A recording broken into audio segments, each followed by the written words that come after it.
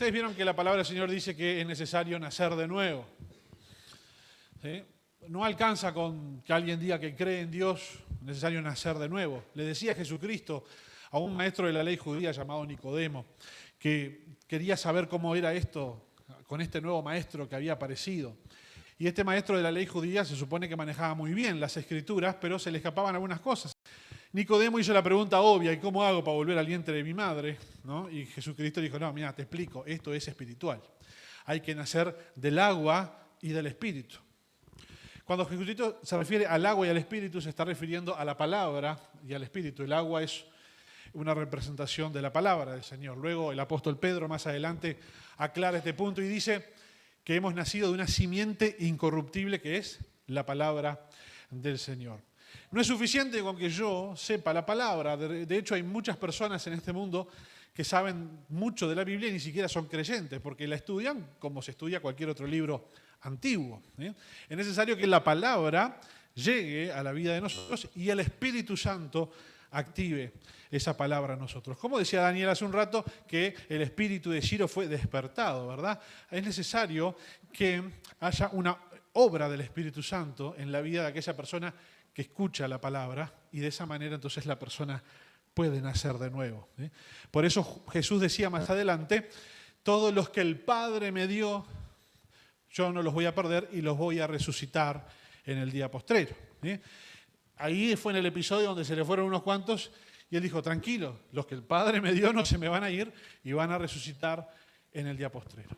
Y cuando nosotros hemos nacido de nuevo, ¿sí?, la palabra del Señor nos enseña que ahora formamos parte del reino de los cielos.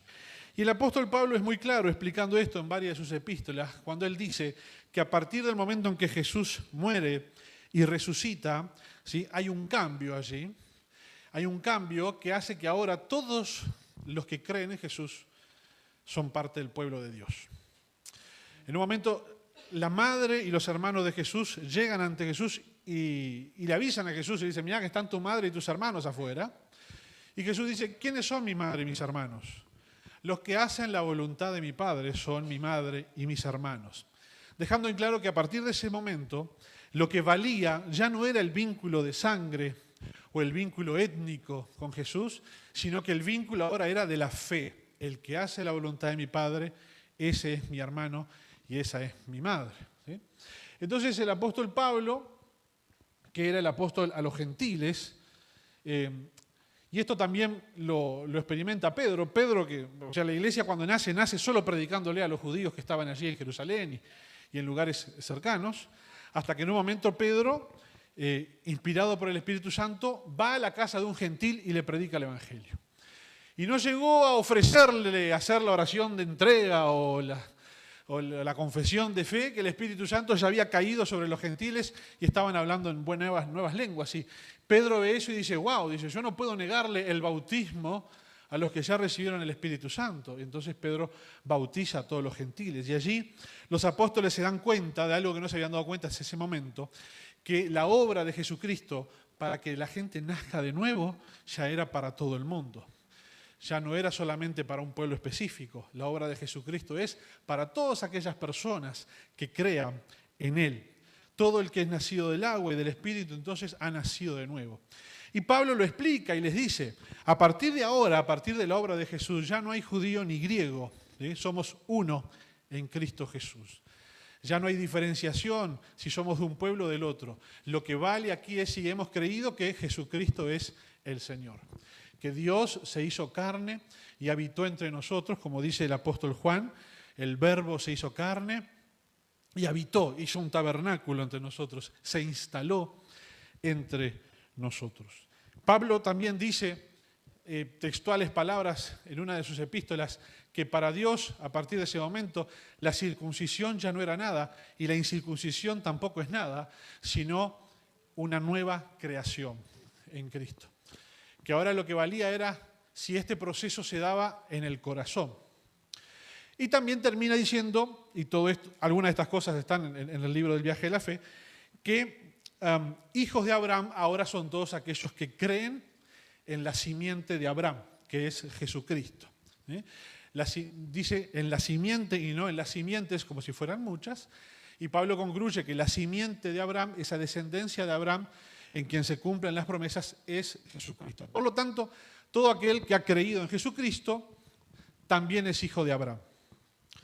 Y por eso las promesas que Dios le hizo al patriarca Abraham son para todos nosotros los que hemos creído en Cristo. Por eso la palabra dice que todas las promesas de Dios son en Él sí y en Él amén. ¿En Él quién? En Cristo. ¿Sí? En Cristo se cumplen las promesas que Dios le hizo al patriarca Abraham. Por lo tanto, ¿quién es el pueblo de Dios a partir de la muerte y resurrección de Cristo? Los que creen en Jesucristo son el pueblo de Dios. ¿Y por qué estoy hablando de estos temas? Porque me gustaría poder aclarar algunas confusiones que hay muchas veces en algunos términos que utilizamos, principalmente en estas últimas semanas que han estado pasando cosas a nivel del mundo. ¿Sí?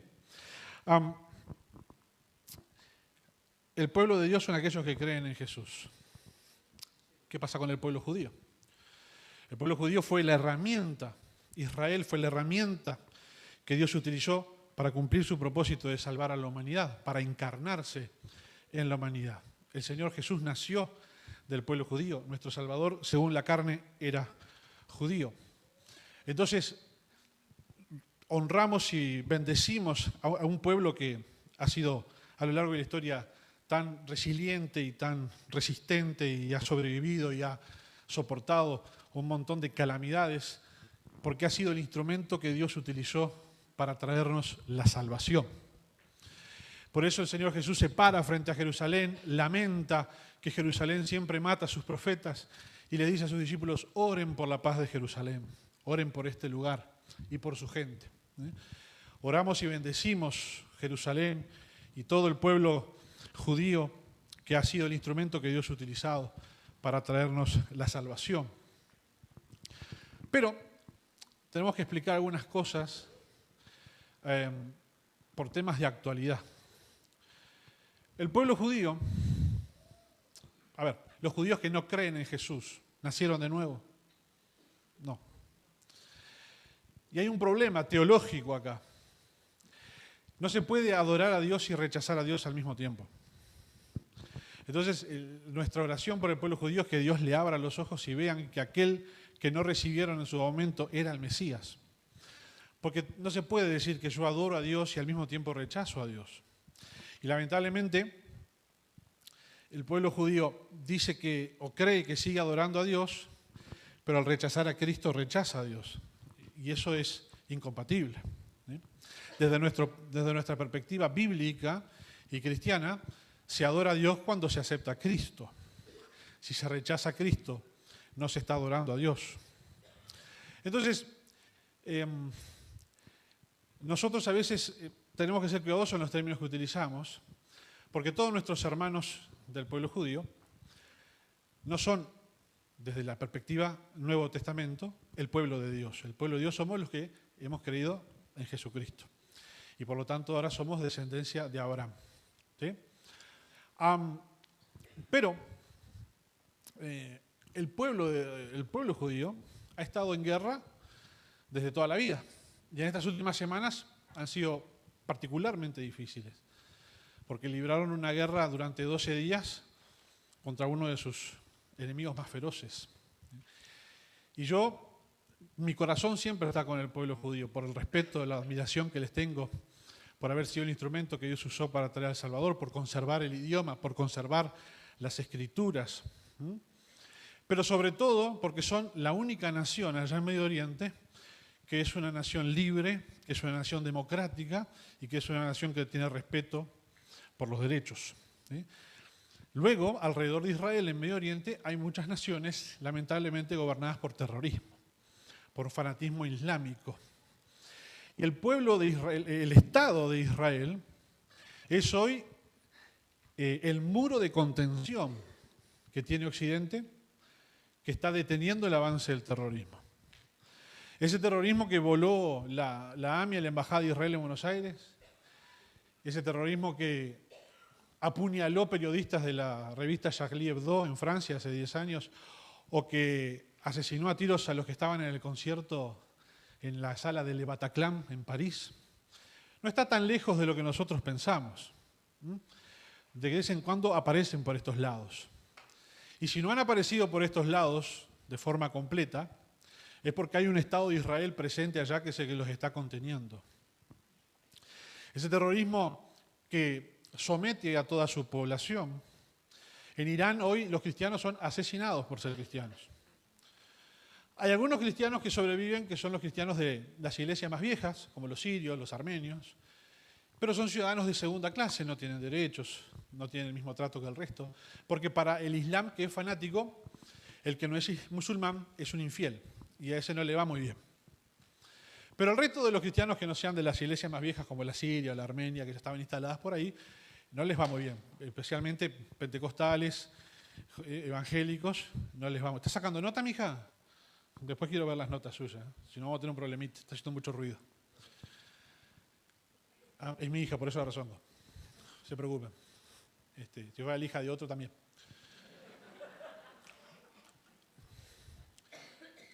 Hoy en día en Irán los creyentes son asesinados. Ese terrorismo islámico que en Nigeria gobierna el norte de Nigeria con una agrupación que se llama Boko Haram y que fue muy conocida hace 10 años atrás porque secuestró 300 niñas de una escuela. Porque según ellos las niñas no tienen que ir a la escuela, tienen que ser las esclavas sexuales de los maridos. Y la educación occidental que recibían estas niñas en Nigeria es una aberración a su religión, entonces las secuestraron y las convirtieron adrede al Islam, a las que no mataron. Pero conocimos solamente el caso de 300, llevan más de 4.000 secuestradas. Entonces, cuando nosotros decimos que apoyamos al Estado de Israel, llamamos al Estado de Israel, es importante que yo aclare que no lo hacemos por una cuestión teológica o porque sean el pueblo de Dios, sino simplemente porque es la única nación que hoy en día nos está salvando de eso. Por decirlo en términos más ilustrativos, no son muy simpáticos, pero son bastante claros, ¿no? Mientras Israel esté en Medio Oriente, los fanáticos están concentrados ahí, se entretienen con eso, no vienen tanto para acá. Donde eso falle, siguen al resto del mundo, porque no hay nada que los detenga. Ahora, ¿por qué estoy contando esto? Porque no es muy claro. Yo sé que estos son temas medio controversiales, a veces los cristianos no estamos muy de acuerdo, ¿no?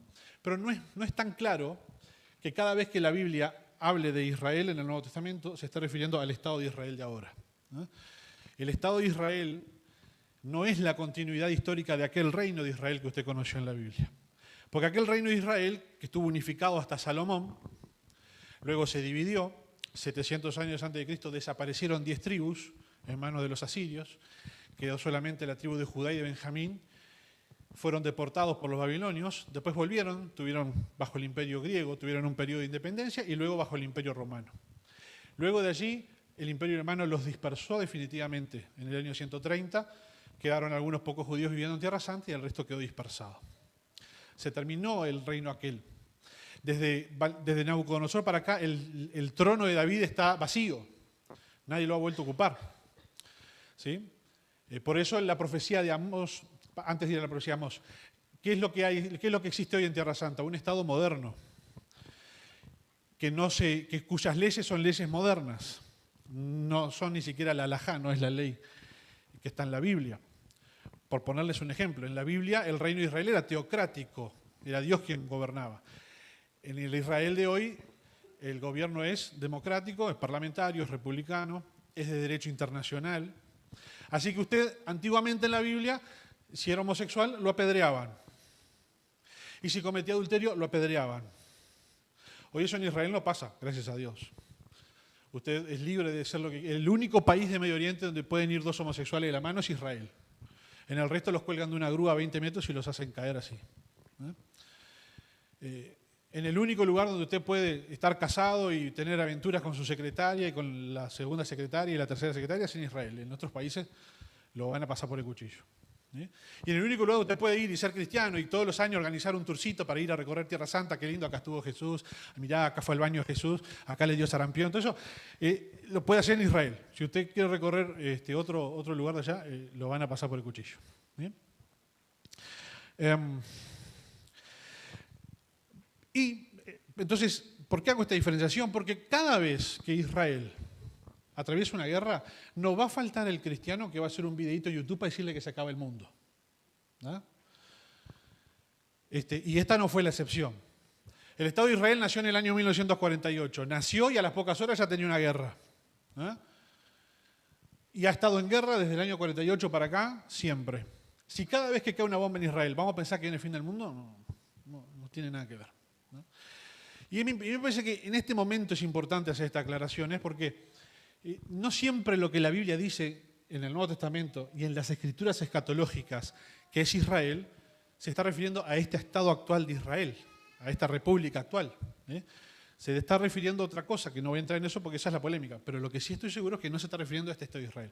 Entonces, mi recomendación, quizás, no pierda el tiempo cuando usted está ahí, porque a usted le encanta ver el TikTok, el Instagram, YouTube, y no falta el cristianoide que cada vez que cae una bomba en Israel te dice, se está por venir el fin del mundo, porque fíjate las señales del fin y esto y lo otro, papá, y hace 80 años que no viene el fin del mundo por eso. Porque una de las cosas que también tenemos que corregir es esa expresión que dice que Israel es el reloj de Dios.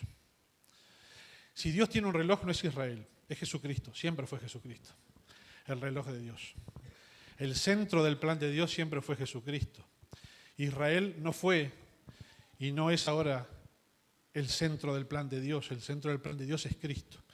Y cuando Cristo se va y le dice a sus discípulos, me voy, prediquen el Evangelio, los discípulos dicen, ¿cuándo volvés? No importa cuándo vuelvo, me voy.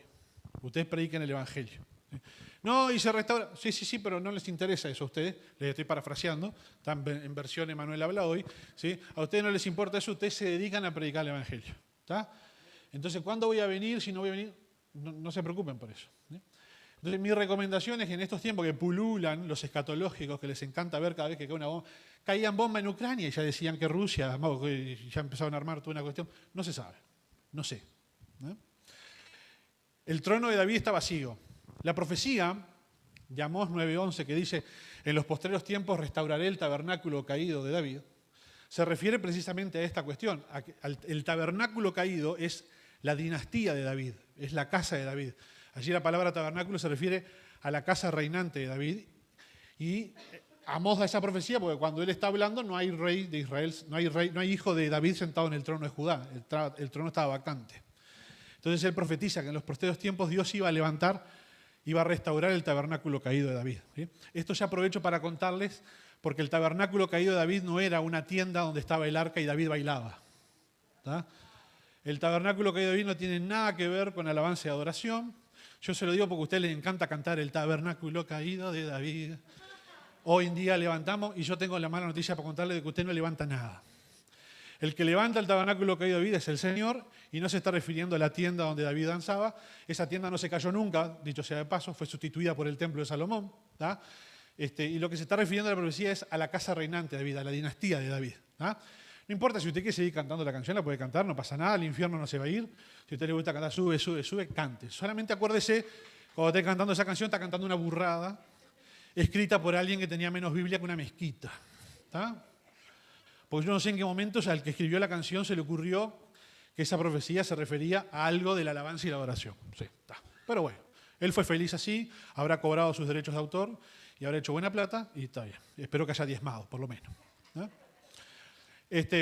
Pero el apóstol Santiago dice en el concilio de Jerusalén, en Hechos 15, cuando están discutiendo el tema de que ahora los gentiles forman parte del reino de Dios, dice, este es el cumplimiento de la profecía de Amós, que dijo, en los posteros tiempos restauraré el tabernáculo caído de David y de los gentiles tomaré un pueblo para mi nombre. Entonces es muy probable, no quiero ser categórico en esto porque sé que es polémico, pero es muy probable que aquella profecía de que Dios iba a restaurar el tabernáculo caído de David ya se hubiese empezado a cumplir con la iglesia. Porque la iglesia es el pueblo de Dios donde Cristo, ¿qué? Reina. Donde Cristo tiene su trono. Entonces, esa es probablemente la restauración, la levantada del tabernáculo caído de David. Amén. También otras cosas para aclarar, porque son todas cosas que yo escucho y usted las escucha también, entonces yo se las aclaro. ¿Sí? Hay gente que dice, otra burrada, que como los judíos crucificaron a Jesús y cuando lo crucificaron dijeron, su sangre sea sobre nuestras cabezas y sobre nuestros hijos. Cada vez que cae una bomba en Israel, eso es un castigo de Dios porque crucificaron a Jesús y dijeron su sangre sea sobre su cabeza. Bueno, esa es otra burrada que no tiene pie ni cabeza, ¿no? El castigo de Dios en todo caso por haber crucificado a Jesús ya pasó. Pasó en el 70 cuando se destruyó el templo y pasó en el 130 cuando se hizo una matanza bravísima de judíos y lo desperdigaron por toda la tierra, ¿no? Y se acabó la provincia de Judea para siempre, ¿no? Entonces, si hubo un juicio de Dios por aquello, ya fue, ¿no? Entonces, cada vez que usted escuche y diga que alguien le dice que cae esa bomba ahí en Israel porque crucificaron al Mesías, no, ya está, ya fue. Esa es otra que no corre. ¿Estamos? Bueno, creo que dije todo lo que tenía que aclarar de estos temas. Así que si alguno tiene alguna otra duda, llega a ver algún video de alguno ahí que está aburrido y no tiene nada para hacer, no me venga con eso porque no. Ya está. ¿Está? Ahora voy a empezar a predicar. ¿Sí? ¿Qué les parece? ¿Sí? ¿No? ¿Termino acá? ¿Oramos y nos vamos? No, es poquito, tengo que llenar 40 minutos. Si no, mis profesores de homilética se enojan. El diamante en la cara es el tema que tenemos para hoy. Lucas capítulo 19, de esto predicó Oscar hace poco. La Biblia dice que Jesús estaba entrando en Jericó y lo ve a Lázaro subido en un árbol y dice: Lázaro, voy a cenar contigo esta noche, más vale que tengas algo para comer. ¿No? Entonces Jesús va a la casa de Lázaro a cenar y la Biblia dice en un versículo en particular que había gente que había visto a Jesús entrar a comer en lo de Lázaro y murmuraron en contra de Jesús y se ofendieron porque Jesús entró a comer a lo de Lázaro. ¿Sí? Yo quiero compartir contigo algo que yo he aprendido a lo largo del tiempo. A mí me ha servido para crecer y seguramente a ustedes les va a servir para crecer también. El orgullo es el que está en la base de las ofensas. Es decir, la persona que se ofende, en el momento que se está ofendiendo, está manifestando que todavía tiene orgullo. Es que todavía su carne está viva, todavía no murió. Si eso de morir para después nacer de vuelta le está costando. Porque Jesucristo va a cenar a la casa de Lázaro, se entera de que hay gente que se ofende porque Jesucristo fue a la casa de Lázaro, y Jesucristo dice: yo vine a salvar lo que se había perdido. ¿No iba a salvar a este hijo de Abraham también? Yo estoy cumpliendo mi propósito. ¿Sí? Uno se pregunta, ¿cómo es posible que alguien se ofenda porque Jesús está cumpliendo su propósito? ¿O cómo es posible que alguien se ofenda porque Jesús fue a comer a la casa de Lázaro? La razón por la cual habían judíos que estaban, principalmente fariseos, que estaban enojados y ofendidos con Jesús porque Jesús fue a comer a la casa de Lázaro, lo estaban porque no había ido a comer a sus casas. La ofensa siempre tiene un componente de orgullo, de ego. El problema no era que Jesús había ido a comer a la casa de Lázaro, el problema fue que no vino a mi casa. Porque yo soy más digno que Lázaro de que Jesús venga a comer a mi casa.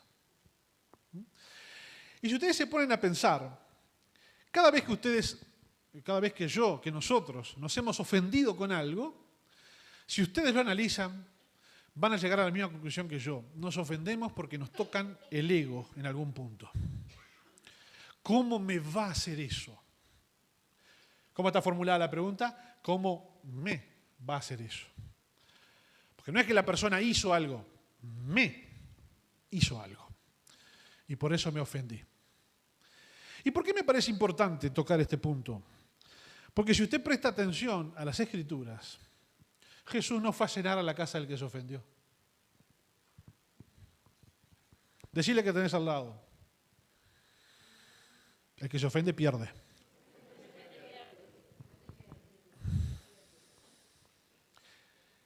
El que se ofende perdió. ¿A dónde fue a cenar Jesús? A la casa de Lázaro. No fue a cenar a la casa del que se ofendía. Es más, jamás Jesús en todo su ministerio fue a cenar a la casa de los que se le ofendían. Quizás hay un solo caso en el que Jesús fue a cenar a la casa de los que se le ofendían, que fue cuando Jesús fue a la casa de Simón el fariseo. Pero aún así, te cuento qué fue lo que pasó ese día. Viene una mujer, empieza a tener ciertos gestos de honor con Jesucristo, y Simón el fariseo dice, oh, si este fuera profeta, sabría qué tipo de mujer es la que lo está tocando. Porque como que había en aquella época, y ahora también hay como una onda que el profeta, por ser profeta, tiene que saber todo, ¿no? Yo un día le escribí a un amigo mío que es profeta, y le dije, che, si yo voy para tu casa, ¿te aviso o vos ya sabés? Ah, porque una onda, el profeta tiene que saber todo, ¿no? Dice, si este fuera profeta, sabría qué tipo de mujer lo está tocando. Y Jesucristo le responde, palabra más, palabras menos, yo se lo hago fácil para que usted entienda. Tranquilo, Simón, es que no vine acá por vos. Vine por ella. Vos tranqui. No me diste corte de que llegué. Entonces quizás la única vez que Jesús fue a la casa de uno que se ofendía, no fue ni por el que se ofendía, fue porque estaba esperando a alguien más. Pero en el resto de todas las escrituras, Jesús no se relacionó con los que se ofendían con lo que él hacía. Porque el que se ofende pierde. Porque entre otras cosas, para que yo pueda crecer tengo que entender que si yo estoy ofendido con un hermano, entonces el problema capaz no es el hermano, soy yo. La gente hace cosas, el problema es que yo pienso que la gente me hace cosas.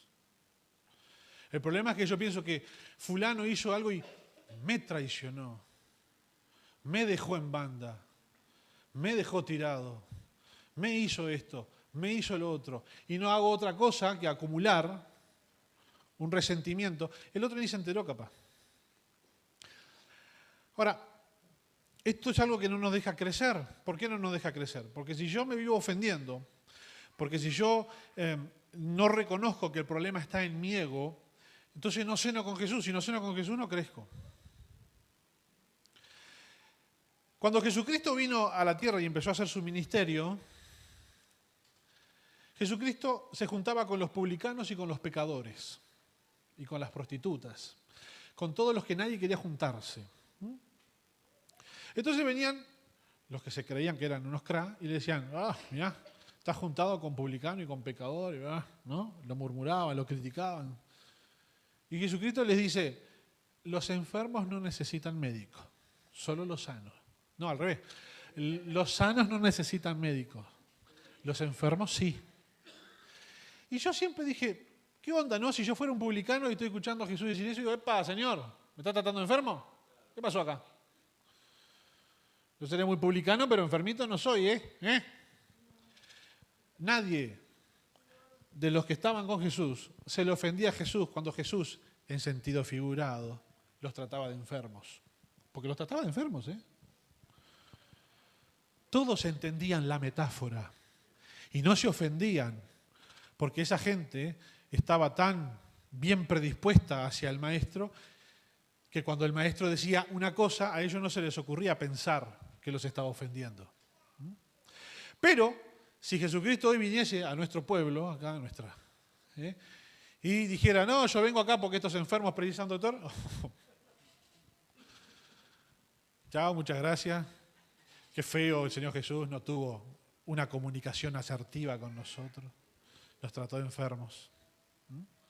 ¿Quién es el que se ofende? Se ofende el orgullo, se ofende la carne. Un buen día Jesús estaba con las multitudes, ya los había alimentado, va para el otro lado con los discípulos, llega a una sinagoga, se le junta un montón de gente, y Jesús, en vez de decirle, bienvenidos hermanos, vamos a hacer un culto a Dios, aleluya, le dice, ustedes vienen porque les di de comer. Arrancó así, ¿eh? Ustedes vienen porque ayer comieron de ronga. ¿Ah? Pero ¿saben una cosa? No se preocupen por la comida que se come. Preocúpense por la vida eterna. Y entonces él empieza a dar una serie de lecciones donde él empieza a manifestar que él es el Mesías, porque él empieza a decir que vino del cielo, que es el pan del cielo, que Dios le iba a dar a los hombres para que coman, que su carne, que su sangre, etc. ¿Sí? Y dice la Biblia que, Juan capítulo 6, un montón de sus discípulos se fueron. Y le dijeron, esta palabra es muy dura, hoy el pastor predicó, se levantó con el pie izquierdo. No, nos vamos a esta iglesia porque me hablan feo. Y se le fueron todos, que repito, no eran seguidores, no eran gente que venía por primera vez. La Biblia dice que se le fueron discípulos. Y usted puede buscar en la Biblia y no va a encontrar un solo versículo donde Jesús vaya atrás de lo que se le ofende y dice, "Ja, ja, no se me ofendan, a ver, fue un malentendido, vamos a explicar". Porque el que se ofende, observen lo que hace Jesús. Se le fueron no sé cuántos discípulos. No salió atrás de ellos, el pobrecito se ofendió, ¿qué fue lo que le dije? Ahí no entendió. Miró a los que les quedaban y dijo, ¿se quieren ir usted también? Aprovechen, ¿eh? Que donde los 12 se hubiesen ido, se quedaba sin discípulos, tenía que arrancar de vuelta. Ahora, yo le hago una pregunta. ¿Usted se acuerda el nombre de los 12 discípulos, de los 12 apóstoles? ¿Se acuerda el nombre? ¿Sí? ¿Se acuerdan? Más o menos, porque son 12, nadie se acuerda de tantas cosas, ¿no? Nos acordamos. ¿Se acuerdan de la niña, la pinta? Porque son 3. ¿Se acuerdan del Padre, el Hijo y el Espíritu Santo? ¿Se acuerdan de Gaby, Fofo y Miliki? ¿Vos no? Sí, seguro. Sí, claro, ¿verdad, hermana? Sí, todos los discípulos de los muños se acuerdan de Gaby, Fofo y Miliki. Una cuestión de edad. Vos también, ¿no? ¿Sí? Lógico, claro. Yo aparezco menos de lo que soy. No se acuerdan de los 12 porque son muchos, ¿no? Pero yo les doy una ayudita. A ver, Juan y Jacobo eran hermanos. Vamos a armarlo por grupo. Pedro y Andrés eran hermanos. Amigo de este era Felipe. Natanael. Habían 2 Judas. Eso está buenísimo. Simón el Celote. No, querida. Ya dije. Empecé. Juan y Jacobo, Pedro y Andrés, Felipe, Natanael, Tomás el que dudaba, los 2 Judas. Ya dije los 2 Judas. El otro es Judas Tadeo. Bartolomé. Mateo, el recaudador. Siempre me falta uno, ¿eh? No, ya dije Pedro. Pedro y Andrés. Juan y Jacobo, ya dije. ¿Viste? No, ese vino después. Sí, ese fue contratado después de que se lesionó uno. ¿Había un Simeón? Ya dije Jacobo. Felipe ya dije. No, Messi dice.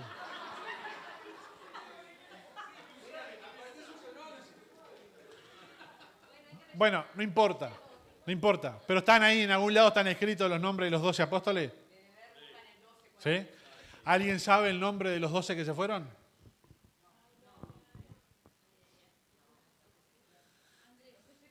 Ya dije, Andrés. ¿Los tenés ahí? ¿Los querés recitar? Toma, recitalos. A ver, acá está, pará. Simón Pedro, Andrés, Santiago, el hijo de Zebedeo, Juan, Felipe, Bartolomé, Tomás, Mateo, Santiago, el hijo de Alfeo, Judas Tadeo, Simón el Celote y Judas Iscariote. Bien Samuel, había otro Santiago. No, Rodrigo, bien Rodrigo. Había otro Santiago. Claro, es verdad, en la serie esta que está de moda, que es un desastre. Está Santiago el chico y Santiago el grande. Era buena hasta la 3ª temporada, después se derrapó. ¿Cómo van a matar a la novia de...? No me pude reponer de eso, cuando le matan innecesariamente la novia a Tomás, porque no hacía falta. No, qué propósito. Ya perdió un hijo Pedro, ya está, la dosis de drama ya estaba hecha. ¿Qué tanto si te moría todo el mundo? Bueno,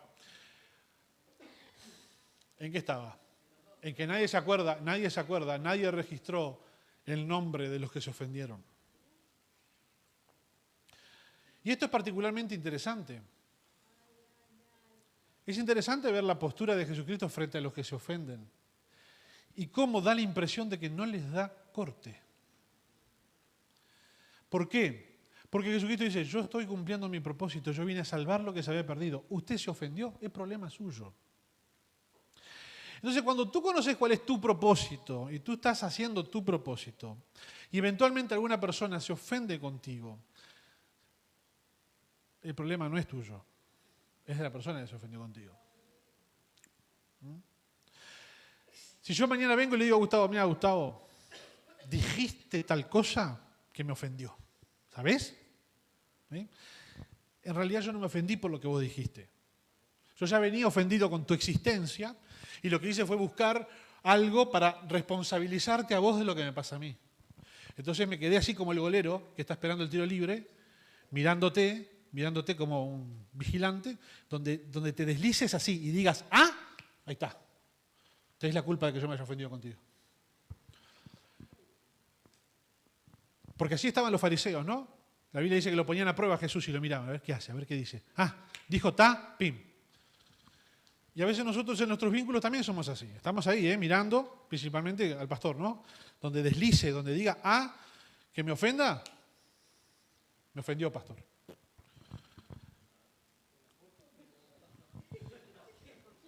Así estoy, Donde digas. Y el problema es mío, y lo que yo estoy haciendo es transferirle al otro la responsabilidad de lo que a mí me pasa. Y lo que hacían los que murmuraban, los fariseos, era transferirle a Jesús la carga de lo que es, del problema que era de ellos. Se ofendían porque Jesús visitaba a Lázaro. Se ofendían porque Jesús comía con publicanos. Se ofendían porque Jesús se dejaba honrar por una mujer de mala reputación. Cuando el problema lo tenían ellos estaban ofendidos con la existencia de Jesús. Ellos tenían que resolver su problema, su ego. En todo caso, ellos tenían que doblar las rodillas y decir, Señor, ¿qué nos está pasando? Que cada vez que este hombre hace algo nos ofende. Pero no, es más fácil trasladarle la responsabilidad a otro. ¿En el matrimonio pasa? A mí me ofende lo que vos me hiciste. Entonces voy a buscar que la culpa de mi problema matrimonial lo tenga la otra persona. Me ofende que vos me ordenás todo, me escondés las cosas, me obligás a bañarme todos los días. No, eso no tanto. No me digan ustedes que en estos días de frío no se saltearon una bañadita. A ver, mira cómo se están riendo todos. Mi señora no se saltea ninguna y no deja que nadie se saltee una en la casa.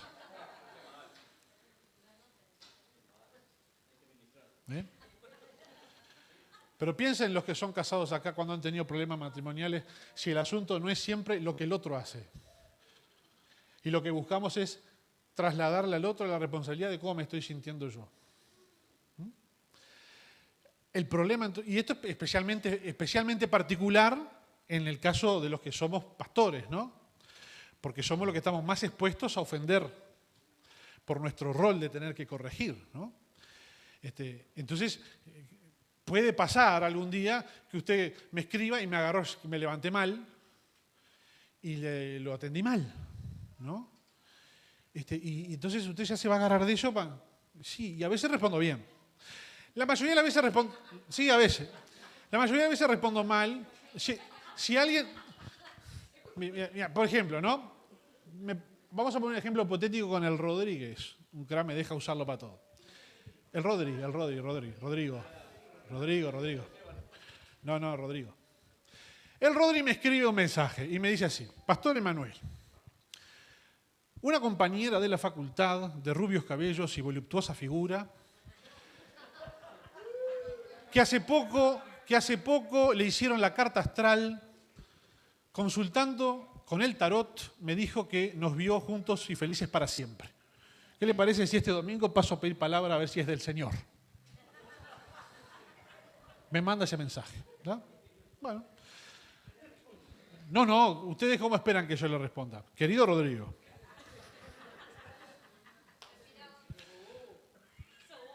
te recuerdo las palabras del apóstol Pablo en cuanto a no unirse en yugo desigual. Te recomiendo que ores especialmente porque evidentemente esta jovencita ha realizado prácticas ocultas con tu nombre para liberar toda atadura que pueda ser soltada sobre tu vida y te cubras con la sangre de Cristo. Y lamentablemente tengo entendido que de acuerdo a las normas institucionales el uso de los profetas no está destinado para esos asuntos. Que pases bien, nos vemos el domingo. Claro. Donde me agarra de medio mal le digo, Rodrigo, no me rompa los quinotos.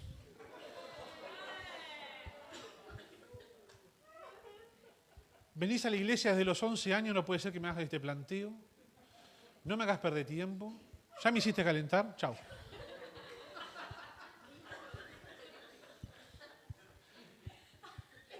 Entonces el Rodri recibe el mensaje y dice, ¡ay! El pastor me mandó a la miércoles.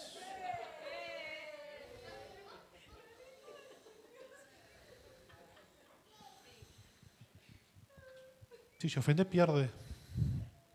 Sí, puede pasar, sí, que yo a veces. Hace 2 años atrás convoqué a algunos líderes para que vengan a mi casa a charlar un rato. ¿No?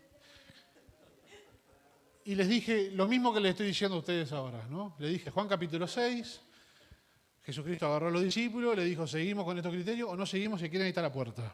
¿No? Se acordarán de esta reunión Noelia, Silvia, Adrián, Alicia y Lorena. Y un par más que ya no están. En mi casa comimos masitas, café. Sí, cuando hacemos reuniones comemos bien, por lo menos para que se lleven algo, ¿viste? Y le dijimos, estas son las pautas, nosotros somos como pastores, trabajamos así, estas son las pautas, si les sirve bien, si no. Después pasaron un año más y yo estuve observando a la gente que trabaja con nosotros y le dije a mi esposa, tenemos que repetir esta reunión con algunos líderes más y algunos obreros más. Entonces los juntamos en enero de este año y les presentamos el viaje de los 12, ese libro que les dije, que era el manual de liderazgo que habíamos hecho con algunas cosas más. Y los juntamos a todos acá y le dijimos, estas son las reglas con las que trabajamos. Si les gusta bien y si no, coman las empanaditas y váyanse. ¿Ah? Sonó amenaza, ¿verdad? Sí. Sí, fue una amenaza. ¿Fue o no fue, Marco? ¿Vos que tuviste? ¿Ah? Pero las empanadas estuvieron buenas.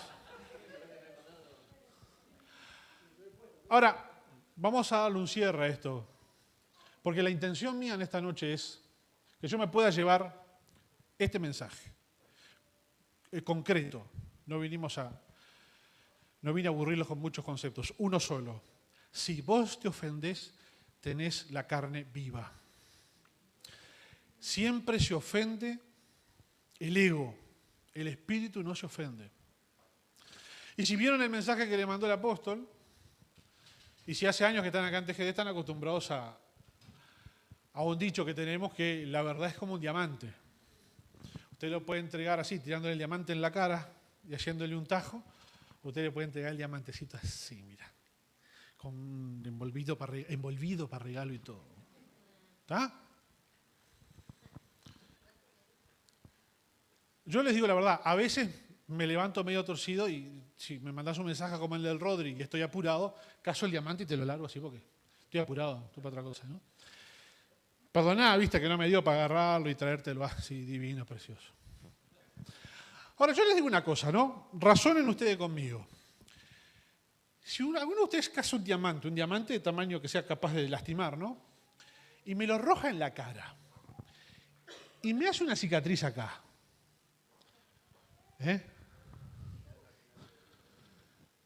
Y después me tirás otro diamante y me haces otra cicatriz acá en forma de cruz. Ya tengo el cosplay de Samurai X. ¿El que entendió? No, nadie entendió, no importa. Vos sí, un éxito, ¿verdad, Alexis? Hay gente que sabe. Vos me tirás un diamante, me lastimás la cara, ¿a mí qué me importa mi cara? Yo caso el diamante, lo vendo, no nos vemos más. Sí, claro. Me cambia la vida si me tirás un diamante con lo que vale. Lo que pasa es que hay gente que le gusta tanto su cara en el espejo. Cosa que, bueno, yo agradezco a Dios que nací feo. Y me importa muy poco la cara que diga. Yo ya estoy, desde chiquito ya me di con... Nunca le pasó, Sí, bueno, lo lamento por los lindos. Nunca le pasó, a mí me pasó, yo estaba en tercero liceo, 14 años, enamoradísimo estaba, una compañera de clase. Y le confesé mi amor. ¿Y sabés lo que me dijo? Me halaga. Porque eso es lo que hacen las chicas cuando vos no te quieren decir que no al arreglo, pero decía, me halaga lo que me decís, pero yo estoy enamorada de otro, de un tal Sergio, que no la quería y yo sabía, y no la iba a hacer feliz, y no la hizo feliz. Duraron un mes de novio nomás. Pero ese me halaga a mí ya... Dije, lo asumo, soy feo. nunca pude ponerme de novio, a no ser cuando Giovanna, que claramente, como ahora después de vieja, usted la ve que tiene lente, porque asumió... No, no te ofendas, ¿eh? Si se ofende, pierde.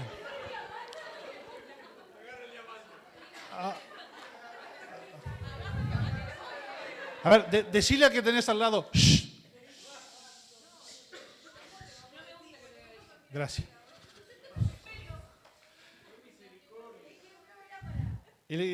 Usa lentes ahora. Ahora reconoce que es miope. Miope el día que vio que yo no me vio. Y yo aproveché que era miope y dije, vos confía en mí que soy lindo, le dije.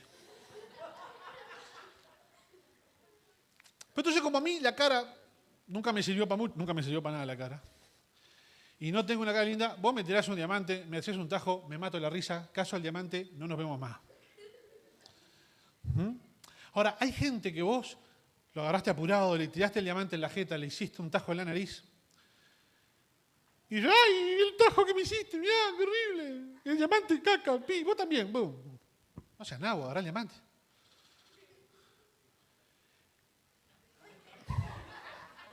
Está atento, ¿eh?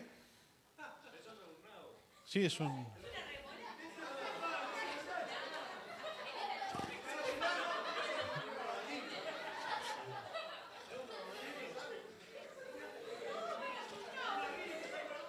Te pedí un nabo.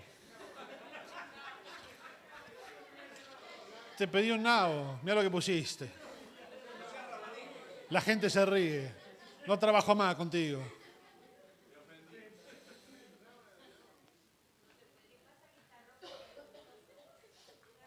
Yo puse nabo y salió eso. Yo no sé ni lo que es un nabo. No iba a poner mi cara tampoco. Pero reflexione a ver si esto no es verdad. Alguien te ofrece una verdad que te va a cambiar la vida, pero como no te la ofreció como tu ego quería que fuese ofrecida, rechazás la verdad y la culpa la tiene el mensajero. Tirás la verdad por la borda, te ofendés, te das la media vuelta y te vas sin el diamante. A mí me suena burrada. Que alguien le dé más relevancia al dolor, al tajito, al punch, al me lastimó, que a la verdad que se estaba presentando y que podía cambiar la vida. Jesucristo les presentó una verdad a su audiencia y a ellos les preocupó más la linda cara que les había lastimado que la verdad que les iba a cambiar la vida. Y se fueron. Y esa verdad que les iba a cambiar la vida, Jesucristo les dijo 3 veces en el capítulo 6 de Juan. Los voy a resucitar el día postrero, los voy a resucitar el día postrero, los voy a resucitar el día postrero. Y los tipos rechazaron la verdad de la resurrección, porque era más importante su propio orgullo. Entonces cuando la palabra viene y la palabra dice una cosa, cuando el maestro viene y enseña y dice una cosa, cuando el pastor viene y enseña y dice una cosa, yo tengo que tener la paciencia suficiente, porque si me lo arrojó así, si me lo arrojó así, vamos a ver qué es lo que dice la palabra, vamos a ver cuál es la verdad que me está diciendo, a ver si esta verdad no me cambia la vida. En lugar de que yo me enoje por la forma en que me dijo, si no me dijo, cómo me lo dijo, cómo lo pasó. Porque de esa manera te perdés la riqueza, te perdés lo valioso, te perdés lo que te puede cambiar la vida, porque resulta más importante mi propio ego. Entonces, yo aprendí esto en la vida, a golpes, como se aprende todo, pero ya no me ofendo cuando alguien viene a decirme algo, ni me ofendo cuando alguien hace o dice lo que fuera. Trato de tratar de rescatar de eso lo que puede ser útil para mí. El apóstol Pablo decía, examinadlo todo, retened lo bueno. Pero hay gente que ya como viene el pescado, ya dice, no, pescado, carne y espina para afuera, todo. Porque no vino empaquetado al vacío, como yo quería. Entonces, el crecimiento muchas veces se retrasa y muchas veces no viene porque nuestra mente, en lugar de estar recibiendo las verdades, lo que es valioso, incorporándolas, se está fijando en cosas superficiales que no le hacen al tema. Y el que está jugando detrás de todo eso es el ego. El ego, la carne es la que está saliendo a querer atajar lo que nos están dando, porque se resiste a morir. Acuérdense siempre de esto, la carne se resiste a morir, la de todos nosotros se resiste a morir. Es nuestro deber despojarnos de nuestra vieja manera de vivir, como decía Pablo. Pablo decía, hay que despojarse de la vieja manera de vivir. Si una manera de vivir que yo tenía antes, tiene que haber una diferencia, un cambio entre lo que yo era antes y lo que soy ahora. Y ese cambio implica matar la carne para que viva el espíritu. Y la carne se va a resistir. Yo no quiero ser de los que pierden acá en este juego. Yo no quiero ser de los que se ofenden acá en este juego. Yo no quiero ser de los que no pueden recibir a Jesús para cenar en la casa. Porque Jesús dice, a la casa no voy. Yo quiero crecer.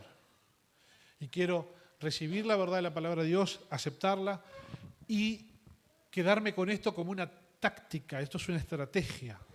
Porque ofender, yo me ofendo día por medio más o menos. Sí. Algunos se ofenden más seguido y otros menos. Y yo cada vez que algo me ofende, cada vez que me entero de esto, del otro, aquello, digo, tengo carne. Tengo carne. Y mira que me ofendo, y mira que me caliento, y mira que me embronco. Ustedes no se enteran porque yo soy muy polite. Soy muy diplomático. Menos contigo, vos jodete. Pero yo, mira que me caliento, me embronco, ¿sí? Y digo un montón de cosas que las digo porque yo sé que usted no la escucha. Pero en ese momento también me doy cuenta, este que está hablando es la carne. Lo que sea que haya pasado me lo tengo que bancar. Vamos a buscar la verdad de la palabra del Señor, la que me puede cambiar la vida. No quiero seguir rechazando diamantes porque me lo tiraron en el ojo. Con parche y todo, como el mejor de los piratas. ¿Caso el diamante? ¿Lo vendo? Y me hago rico. Entonces, dejo de lado mi orgullo, dejo de lado mi ego herido, agarro la verdad que me están dando y hago que mi vida cambie y crezca y avance. Y dejo atrás el lastre, porque hay gente que no avanza porque cada vez que uno se ofende y cada vez que uno se siente herido, lastimado por lo que me hicieron, por lo que me dijeron, porque etcétera, es como una cuerda atada al pasado.